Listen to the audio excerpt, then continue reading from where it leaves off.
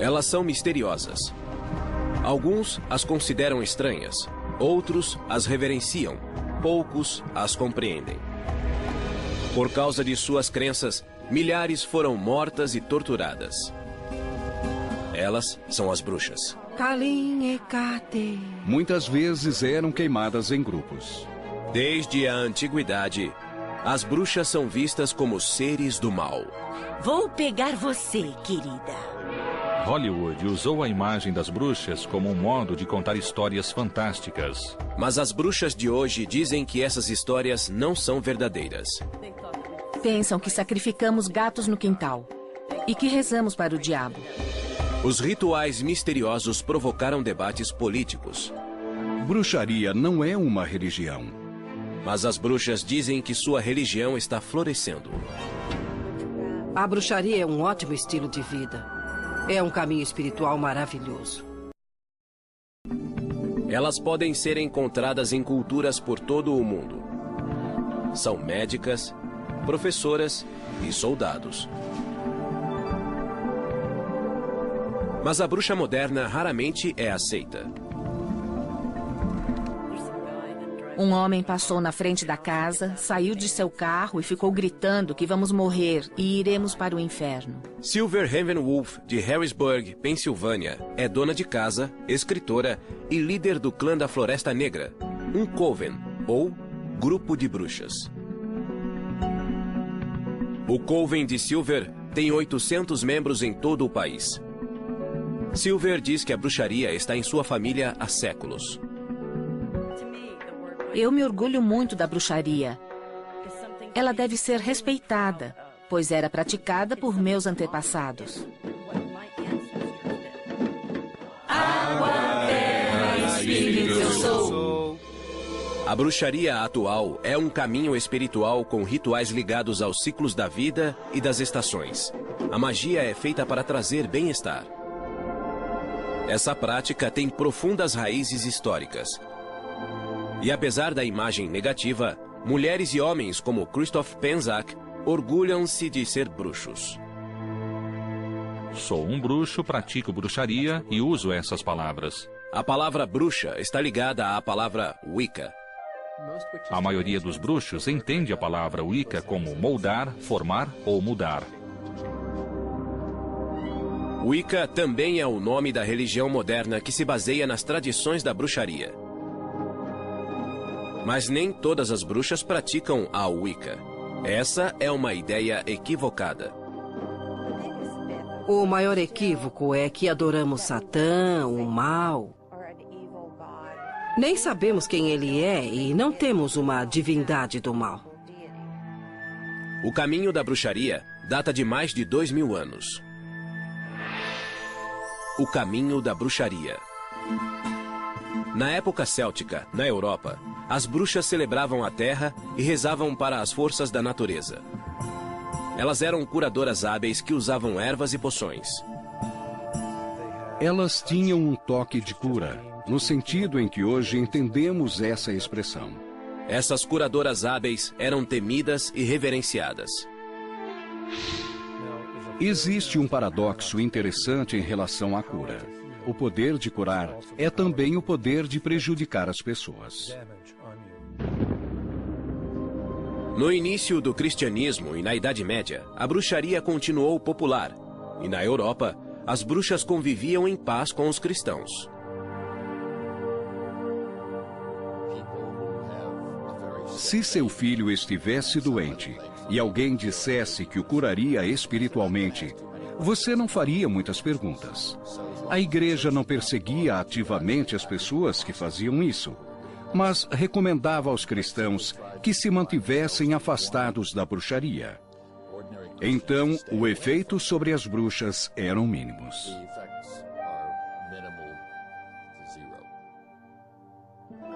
Em 1231, a Igreja Católica Romana criou a Santa Inquisição para capturar heréticos. No século XIII, as autoridades cristãs reprovaram a bruxaria, pois acreditavam que as bruxas adoravam o demônio.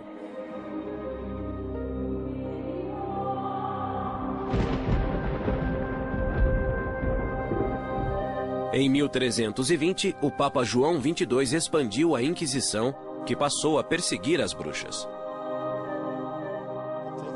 É um grande salto passar da crença que os heréticos ligavam-se ao demônio para a afirmação de que a magia sobrenatural estava associada ao diabo e era tão perigosa quanto a heresia. Durante o século XIV, os caçadores de bruxas perseguiam as adoradoras do diabo. Milhares de pessoas, na maioria mulheres, foram enforcadas ou queimadas. Em 1486, 2 monges dominicanos publicaram o Malleus Maleficarum, o Martelo das Bruxas. O Malleus Maleficarum é o primeiro livro sobre bruxaria que visa especificamente as mulheres. Uma dessas mulheres chamava-se Walpurga Hausmann, que morava em Dillingen, na Alemanha, em 1587. Walpurga era parteira há 19 anos, mas quando houve uma série de mortes de bebês, suspeitou-se que fosse bruxa. O que provocava suspeitas contra uma parteira era um parto aparentemente normal que não acabava bem, e o bebê morria sem um motivo claro. Se o bebê nascia deformado e morria, havia uma explicação racional. Walpurga foi presa e, sob tortura, ela confessou ter matado 43 bebês e sugado seu sangue, como uma vampira. A tortura só parou quando ela confessou aquilo de que era acusada. Walpurga foi condenada à morte e foi queimada viva. Em 1604, na Inglaterra, a lei da bruxaria tornou a prática um crime capital. Ironicamente, na mesma época, as bruxas apareciam no palco do Teatro Globe, em Londres.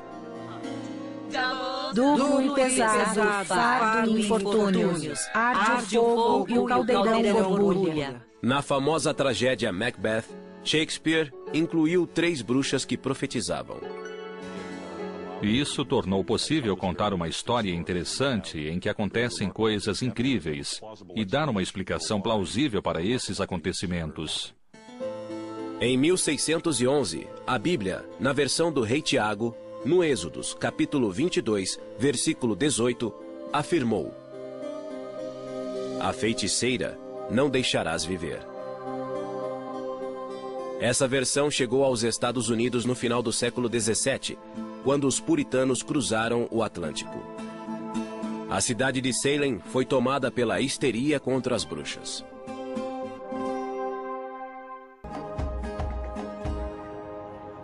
Hoje, Salem atrai milhares de visitantes na época do Halloween para o festival Acontecimentos Assombrosos. Mas 300 anos atrás, as bruxas não eram celebradas. Pânico puritano. Além dos peregrinos, os puritanos vieram para a América em 1620, desiludidos com a Igreja da Inglaterra. Eles queriam uma igreja melhor, pois a Igreja da Inglaterra era meio católica e meio protestante.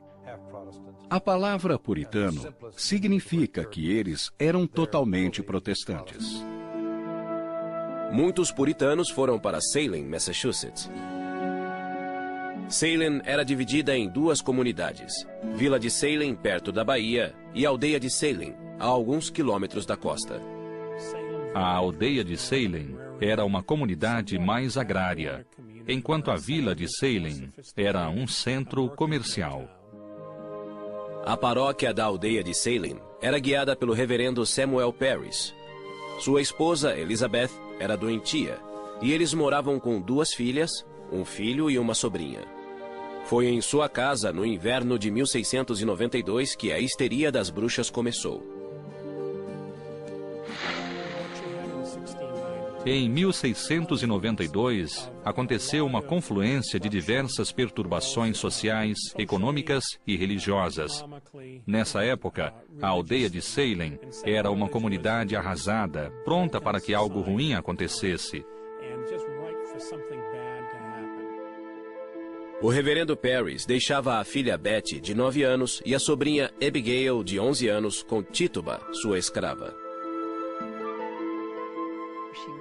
Ela era uma índia arawak caribenha negra, trazida de Barbados pelo reverendo Parris.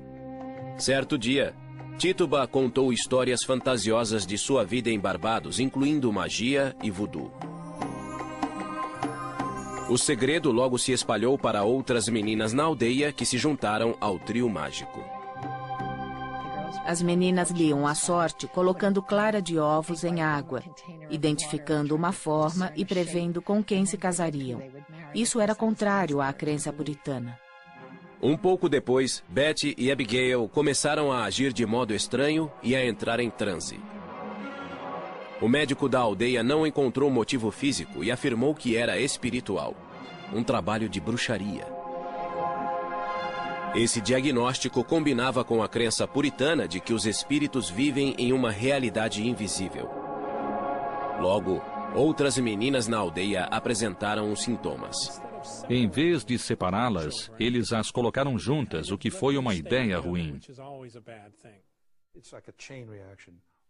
É como uma reação em cadeia. Assim que uma tinha Para o reverendo sintoma, Parris, o demônio as outras chegara a a Salem. imitavam. Ele pressionou Abigail e Betty, e elas acusaram Tituba. Em 29 de fevereiro de 1692, os juízes da vila de Salem acusaram Tituba de bruxaria. A princípio, ela negou, mas depois fez algo que trouxe terror à aldeia. Ela confessou. E isso mudou completamente a situação. Por que ela fez isso? Talvez o reverendo Parris tenha decidido espancá-la. Talvez ela tenha percebido que esse era o único modo de evitar a forca. Todos tinham pecados secretos. E isso cria uma enorme pressão para falar e confessar. Uma parte importante da confissão era acusar outros. Tituba acusou 2 mulheres da aldeia, Sarah Osborne e Sarah Good. A ideia de mais bruxas na aldeia criou histeria em massa e mais acusações. Alguns homens foram acusados, mas a maioria era de mulheres. Na visão patriarcal, as mulheres eram criaturas irracionais que tendiam a se ligar ao demônio. Bridget Bishop, abra a porta. Muitas temiam a batida à porta. As acusadas eram tiradas de casa e levadas ao centro da aldeia para serem julgadas. Os juízes perguntavam: você assinou um pacto com o diabo? Isso significava rejeitar o cristianismo. Foi ao bosque para ser batizada. Os juízes deviam encontrar provas que identificassem uma bruxa. Usavam parteiras para examinar o corpo da mulher em busca da marca do demônio.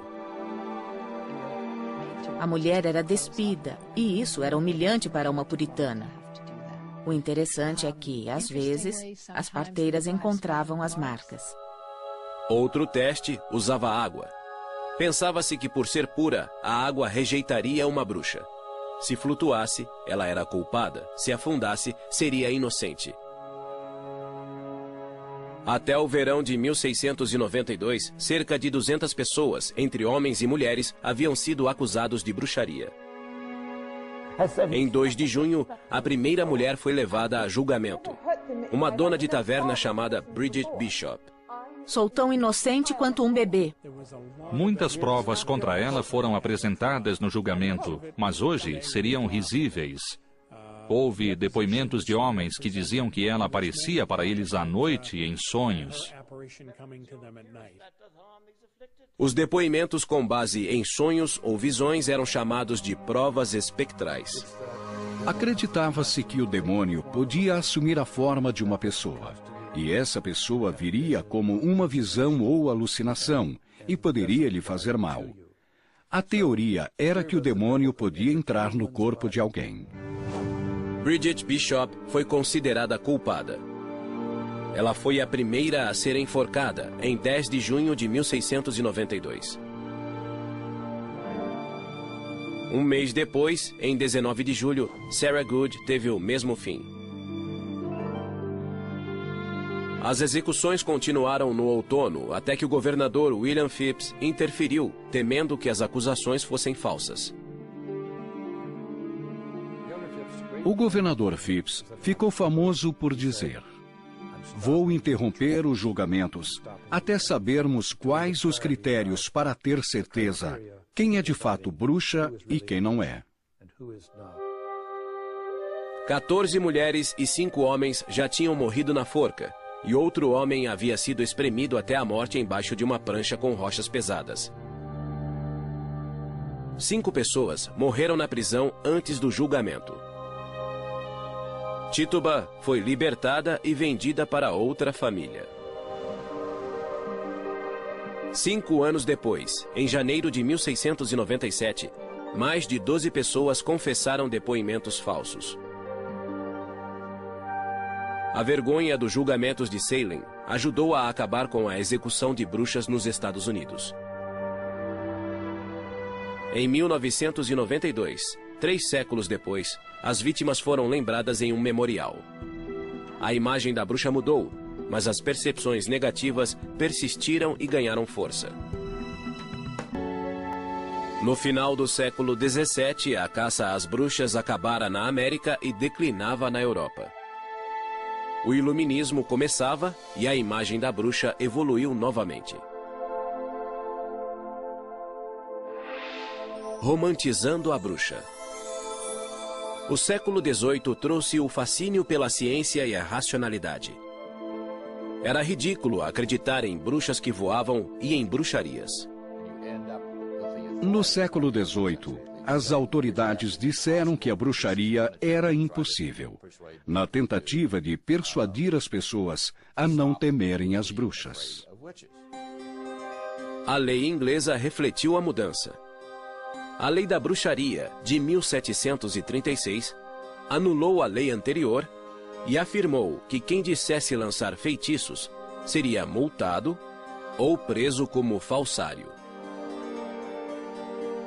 Na Alemanha, a última execução foi em 1775 e na Suíça, em 1782. Historiadores estimam que, até o final do século XVIII, 50 mil pessoas morreram como bruxas e 80% eram mulheres. Durante o século XIX, as classes cultas consideravam a bruxa como uma zombaria.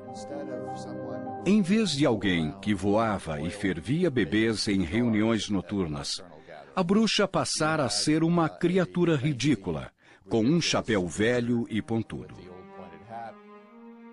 A literatura infantil ajudou a transformar a bruxa em uma mulher tola e doente. Mas mesmo assim, as bruxas continuaram a assustar, especialmente no Halloween. O Halloween veio do antigo festival céltico Samhain, que celebrava a colheita e honrava os mortos.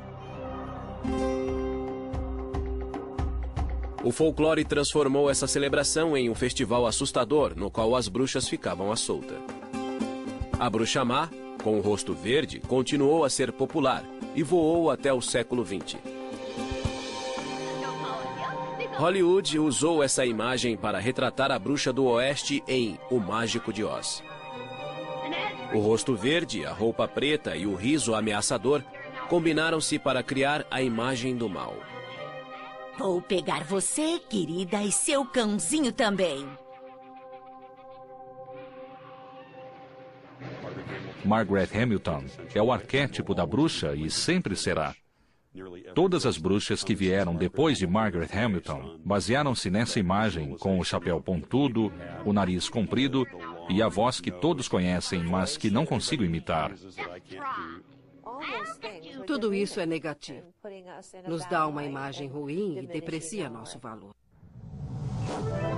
Bruxas modernas como Laurie Cabot sentem-se ofendidas com esses estereótipos populares. Laurie mora em Salem, Massachusetts, e veste as roupas tradicionais negras em público. É assim que ela honra as deidades respeitadas pelas bruxas, masculino e feminino, o deus e a deusa. Fiz um voto à deusa de usar as roupas negras e o pentagrama para sempre, em sua honra. Para Laurie, Ser uma bruxa é uma jornada espiritual guiada por uma antiga tradição. A bruxaria é um bom modo de vida e um caminho espiritual, um caminho científico, que é igual ou superior a todas as outras religiões. Laurie Cabot é conhecida como a bruxa oficial de Salem, Massachusetts. Ela recebeu esse título em 1977, quando o governador Michael Dukakis premiou-a por seu trabalho beneficente. Quando se candidatou a presidente em 1988, Dukakis foi criticado por seu gesto. Ele se arrependeu muito de ter usado a palavra bruxa. Talvez tenhamos prestado um serviço ao país. Laurie Cabot nasceu em 1933 em Wewoka, Oklahoma. Ela diz ter dons de vidência desde criança. Eu conseguia prever o futuro. E meu pai dizia, deve haver uma ciência por trás disso. Então, começamos a pesquisar em bibliotecas. Quando Laurie tinha 11 anos, a família mudou-se para Boston, onde ela e a mãe conheceram uma bibliotecária chamada Felicity. A bibliotecária percebeu algo familiar em Laurie e revelou um segredo pessoal. Ela murmurou, sou uma bruxa de Kent, Inglaterra, e acho que sua filha é uma bruxa. Minha mãe só fez, pois não sabia o que pensar. Felicity ofereceu-se para ensinar Laurie. A mãe de Laurie aceitou e foi com a filha até a casa de Felicity. Aos 16 anos, Laurie terminou seu treinamento, mas ainda manteve sua identidade de bruxa em segredo. Laurie gostava de se apresentar em público e aos 18 anos tornou-se bailarina. Eu dançava no Latin Quarter, uma boate chique em Boston, cujo dono era Lou Walters, pai de Barbara Walter. Trabalhei com Pierre Bailey, Frank Sinatra e Jimmy Durante. Quando ficou noiva, ela hesitou em contar ao noivo que era bruxa e preferiu dizer que era vidente. Depois de nos casarmos, eu contei que era bruxa. Mas nessa época estávamos bem um com o outro e ele estava à vontade com minhas habilidades. Em 1965, Laurie tinha 2 filhas, Jodie e Penny. Além de ser mãe e esposa, Laurie praticava bruxaria em casa. Eu praticava magia, meditando, curando, mantendo-me equilibrada, curando minhas filhas e ensinando-as. Em 1969, os Cabots mudaram-se para Salem, Massachusetts. Com o tempo, Laurie sentiu-se à vontade para viver abertamente como bruxa. Saí do armário das vassouras. Foi incrível. Nem todos aceitaram a ideia de uma bruxa morar em Salem. Alguns moradores de Salem não gostaram de ter uma bruxa por perto. Laurie descobriu isso fazendo compras com as filhas. Um homem parou meu carrinho e disse: como ousa vir a este lugar? Sabemos que é má. Você devia ser enforcada. As pessoas que estavam no mercado ficaram chocadas. Acho que isso as tornou mais tolerantes. Em 1971, Laurie Cabot ficou ainda mais visível, pois abriu a primeira loja de bruxaria do país. Achei que seria ótimo abrir uma loja para que as pessoas viessem aprender. Seria um modo de ganhar a vida, ficar em casa com as crianças, praticar bruxaria e educar as pessoas. A loja de Laurie vende ervas, especiarias e incensos usados ao praticar magia. Segundo Laurie, a magia é a arte de provocar mudanças de acordo com a própria vontade. Você pode se curar usando magia, que é a ciência de usar sua mente, ervas, cristais e poções. Algumas poções podem ser bebidas, mas a maioria das poções é usada como perfume. A energia dos olhos ativa o cérebro para reforçar o sistema imunológico. Essas poções funcionam há séculos. Laurie ensina a ciência da magia que exige conhecimento de ervas e de padrões cósmicos. Christopher Penczak estuda com Laurie desde 1993. Laurie Cabot foi essencial ao me mostrar o poder e o amor pessoal. Por meio das experiências de cura psíquica dela, eu pude sair das aulas sentindo-me conectado ao universo e capaz. Evoco a grande deusa que habita no céu acima de nós. Laurie também ensinou Christopher a fazer encantamentos. Para uma bruxa, um encantamento é uma prece focada oferecida ao deus ou à deusa com uma intenção específica, geralmente para a cura. Peço que essas chamas queimem, deixando apenas cura, saúde e retidão. Desde 1995, Christopher dedica sua vida à magia. Ele ensina bruxaria e escreveu mais de 12 livros. Ele diz que é um bruxo, ao contrário da crença popular de que os homens são feiticeiros. Acreditamos que a palavra feiticeiro tem uma relação com a palavra traidor. Então, não gostamos dela. Sou um bruxo, pratico bruxaria e prefiro essas palavras. Christopher e Laurie acreditam que existe magia em todas as pessoas. Todos têm dons mágicos, todos têm talentos, mas é preciso tempo e treinamento para levar uma vida mágica. A vida mágica inclui a celebração de 8 festivais sazonais, chamados de sabás, que representam nascimento, morte e renascimento na natureza. Imbolc é celebrado em 2 de fevereiro e representa o fim do inverno e a chegada da primavera no hemisfério norte. No final do inverno, há uma sensação de congelamento no ar, mas o sol retorna à Terra. E é isso que evocamos. Estamos aqui para curar a Terra, para curar a nós mesmos, para trazer equilíbrio e bondade em lugar do mal e das feridas do mundo. Faço este círculo para criar um espaço sagrado para nós nesta noite. Que assim seja. O círculo se fechou. Que assim seja. Estamos celebrando Imbolc, que é ligado à deusa Bridge. Ela dará à luz o sol, que trará a primavera e um recomeço.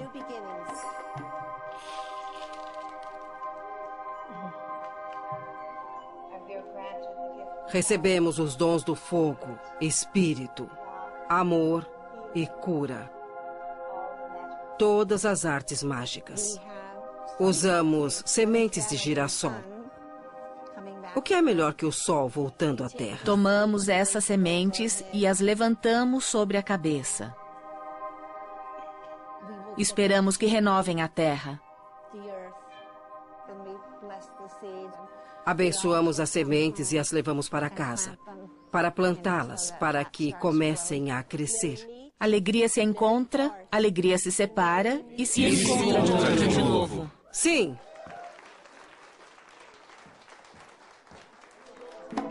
Ao celebrar Imbolc e a primavera, Laurie e os bruxos têm a sensação de renascimento e equilíbrio. Receberam a energia dos 4 elementos e do espírito e vão levá-la para a vida diária em tudo que pensam e fazem. Mas nem todas as bruxas são tão abertas em público. Algumas ocultam sua identidade por causa de ameaças. As bruxas realizam rituais de cura há mais de 2000 anos e muitas continuam nessa tradição. Nos reinos poderosos. Às vezes elas se reúnem em círculos para rezar por cura e honrar os ancestrais. Segredos de uma bruxa. Silver Ravenwolf afirma descender de bruxas. Ela mora na Pensilvânia e escreveu vários livros de bruxaria, mas usa um pseudônimo. Assumi um pseudônimo porque moro em uma cidade pequena e sabia que haveria discriminação contra minha família. E assim foi. Seus antepassados foram perseguidos e em 1679 fugiram da Alemanha para a Pensilvânia. E com eles, trouxeram a tradição mágica da cura pela fé. Sem uma bênção. Silver diz que os cantos datam dos anos 1300. Sem uma bênção. Sem uma bênção. Sem uma bênção.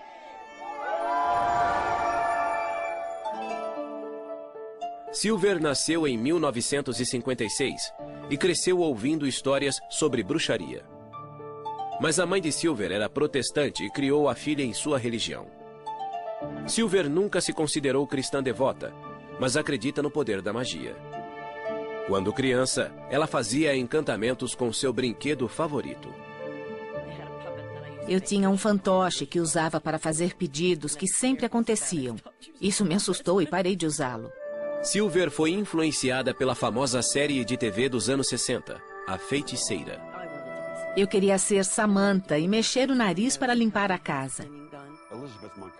Elizabeth Montgomery era linda e não se parecia em nada com a imagem popular de uma bruxa com que estamos acostumados. Era uma história de alguém que tentava viver em um mundo onde era completamente diferente dos outros.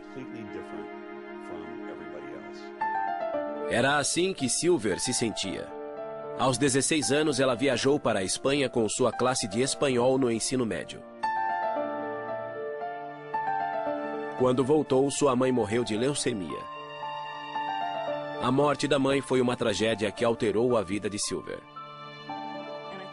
O mundo não fazia sentido. A religião que aprendera não me ajudou. E então encontrei a Wicca. Wicca é uma religião ligada à natureza e aos 4 elementos naturais: terra, ar, fogo e água.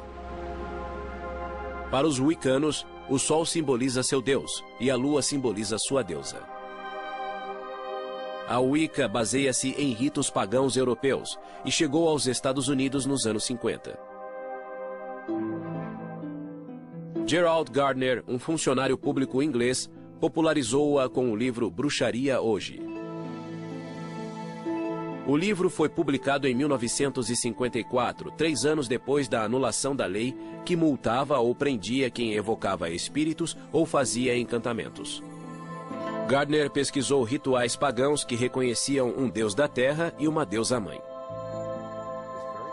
Era moda nos anos 60, pois era contra a cultura. Se o cristianismo medieval era a opressão da igreja cristã, a bruxaria era a resistência clandestina. Os wiccanos são um subgrupo das bruxas, mas nem todos se consideram bruxos. Tanto a Wicca quanto a bruxaria reconhecem a lei tríplice. Na Wicca dizemos que tudo que você fizer voltará para você 3 vezes. Não há perdão para os pecados. Você é responsável. Silver diz que a Wicca permitiu-lhe explorar a ciência da magia e fazer mudanças positivas. A Wicca permite incluir a ciência na sua vida, pois a magia não é nada mais que física quântica. Ela estudou física quântica para descobrir a relação entre energia e matéria. Eu era uma bruxa solitária e praticava sozinha, sem treinamento. Eu voava com autoconfiança mágica. Em 1980, Silver conheceu Irvin McCormick, apelidado de Mick. Os dois se apaixonaram e casaram, e Mick aprendeu Wicca com a esposa. Tiveram 4 filhos, e a princípio guardaram segredos sobre sua religião, mas os vizinhos descobriram. Pensam que sacrificamos gatos no quintal e que rezamos para o diabo. Silver decidiu praticar a religião abertamente para que vissem que não causava danos. Os wiccanos acreditam que a energia que existe em tudo pode ser dirigida pelos cantos e rituais. Terra, espírito, eu sou. Alegria! Eu sou. Fogo, eu sou. Silver dedicou-se totalmente à bruxaria para escrever um livro para iniciantes. Em 1993, Voando em uma Vassoura de Prata foi publicado e teve sucesso. Silver é a líder do clã da Floresta Negra, um coven, ou grupo de bruxas da mesma tradição. Trabalhamos juntos. Há mais poder em um grupo quando se faz magia para uma pessoa. Guardiãos do Norte, elemento terra. Pedimos que as energias da Terra venham, nos ajudem e nos guiem no que estamos fazendo no ritual. Silver usa a magia de seus ancestrais para murmurar preces de cura. Funciona se murmurar cantos silenciosos que ninguém ouve. Você sabe o que diz, mas nem a pessoa com quem trabalha ouvirá. Rezo por minha mãe. Peço que os espíritos aliviem a dor e o sofrimento que ela suporta há bastante tempo. Não adoramos o demônio. Tem a ver com cura, com amor e luz e como respeitar a Terra. A filha de Silver, Felin, é parte do Coven e é sargento do exército. A médica de 25 anos diz que foi discriminada por ser bruxa. Não é que o exército trate mal as bruxas, mas algumas pessoas têm dificuldade para conviver com quem é diferente deles. Mas uma viúva wicana acha que os militares foram injustos. E sua campanha por liberdade religiosa chamou a atenção de George Bush e da imprensa.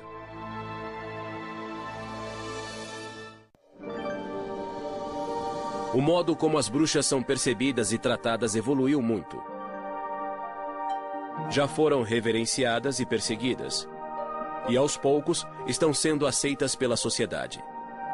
Mas ainda existe discriminação, como a wicana Roberta Stewart descobriu.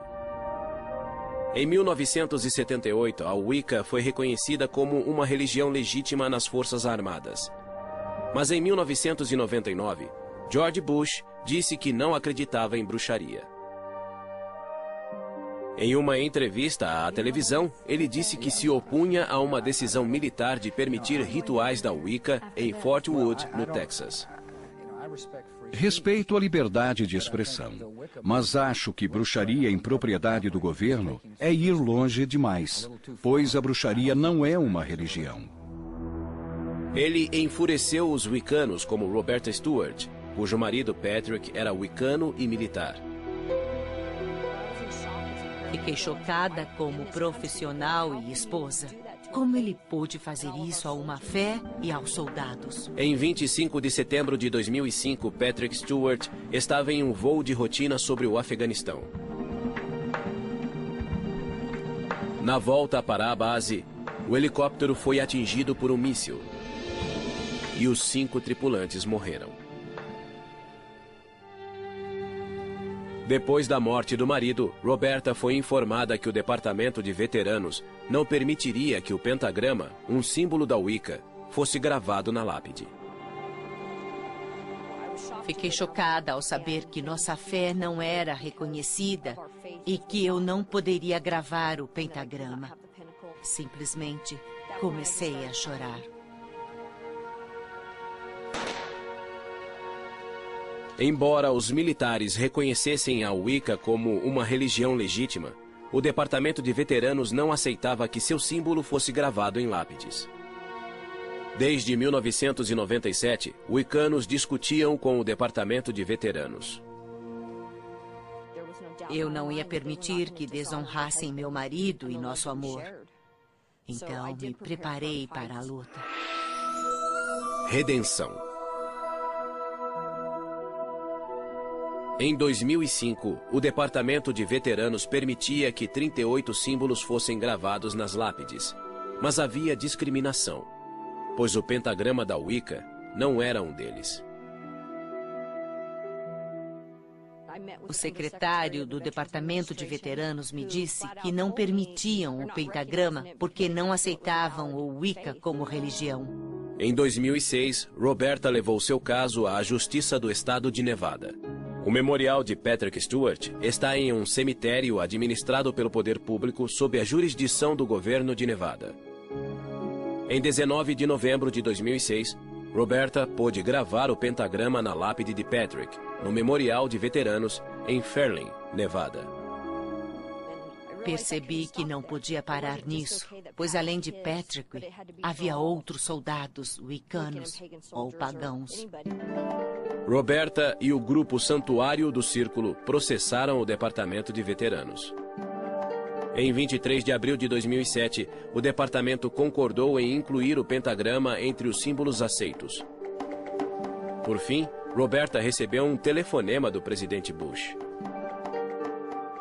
Ele se desculpou e fez comentários sinceros, dizendo que nunca negaria a liberdade de religião a um soldado. Isso encerrou o caso para mim.